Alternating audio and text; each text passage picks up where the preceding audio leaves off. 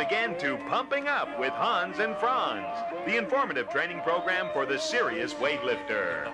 All right, welcome. We're back. All right.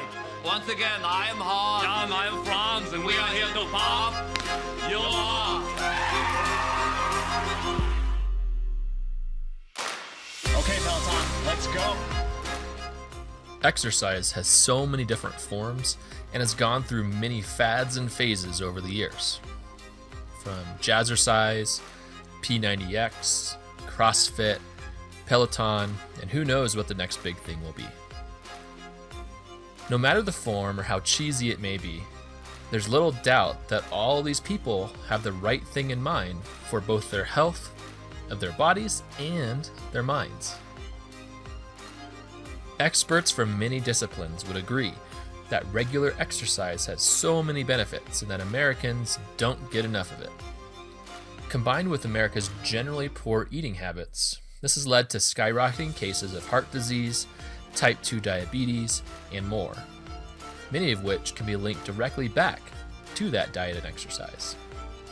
This morning, we'll look at a few ways exercise helps boost our physical and mental health, as well as 3 ways to start adding more regular exercise to our weekly routine. Before we talk more about exercise, though, I want to bring back our friend homeostasis. Exercise is an important thing to also have balance in. Believe it or not, too much exercise can actually become unhealthy and an addiction. We do need exercise, but we also need rest and recovery. So being on either side of the continuum is not really ideal. You want to be somewhere in the middle. When people say things like, get regular physical activity, what they really mean is you should aim for at least 150 minutes a week of moderate intensity exercise, like bike riding, hiking, swimming, skateboarding, or even a brisk walk. That roughly translates to about 30 minutes over 5 days. If you do an intense workout, you can get the same health benefits with less time, but you probably have to build in a recovery day. We'll talk more about rest a little bit later. When you start or continue exercising regularly, your body and brain begins to change. You'll start to notice that you may be sleeping better, have less feelings associated with depression or anxiety, and can help with focus and memory. It also helps with weight management. It reduces risks of injury and disease.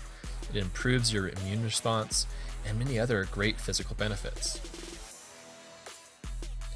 Another short-term positive that you'll get is a nice shot of feel-good chemicals called endorphins, which some people may call a runner's high, even though you can actually get it in ways other than just running. And it helps boost your mood, reduce pain, and even helps treat mild to moderate depression symptoms. With all these benefits, it's a wonder why America struggles so much with adequate exercise. A few likely causes include a lack of balance in our lives. We're so overscheduled, and it can feel hard to make regular time for exercise. It's also difficult, especially if you haven't worked out regularly in the past, to start a new routine and a habit. It will probably hurt, and it often be more difficult in the beginning before it becomes a normal part of your life. There are also many other things that we'd simply probably rather be doing. Playing Xbox is fun, and so is binging Netflix. But committing to starting, even if not for 30 minutes over 5 days, to add exercise will pay dividends over the course of your life. Try to start with what you can. Here are 3 tips to add a bit more exercise to your day without becoming a gym rat. Number 1, add more steps. If there's something that you can walk to instead of drive, try to do that. Get out at lunch and walk around or go on an afternoon hike. You do spend a lot of time at school in a pretty sedentary fashion. Try to be sure to set time aside outside of school or take a PE course or strength training course to add some extra opportunities for exercise to your day. Number 2, join a sport. And you don't even have to be good at it. There are a lot of benefits of joining a school sport. It helps keep you active regularly. It also helps you keep your grades up. It provides a team of support and introduces you to new people and experiences. Give it a shot. Number 3, schedule it. There's a saying that what gets scheduled gets done. Start making your exercise a priority in your schedule. Even if you break it up throughout the day, Do 5 minutes of squats in the morning, another 10 minutes of stairs at lunch, go on a 15-minute walk after school, and do 5 minutes of push-ups after dinner. While chunking the exercise together may have a larger benefit overall, doing it over the course of your day is still awesome. No matter where you're at in the world of exercise, remember we are not necessarily looking for six-pack abs. Well, maybe a few of you, but maybe not right away. But the goal is to move towards being healthier. As we get healthier, we'll continue to grow. Like with anything related to diet and exercise, I encourage you to talk to a parent or guardian about any new activities that you may want to start doing. And you may want to consult a physician just in case. Be sure to build in a rest and recovery day.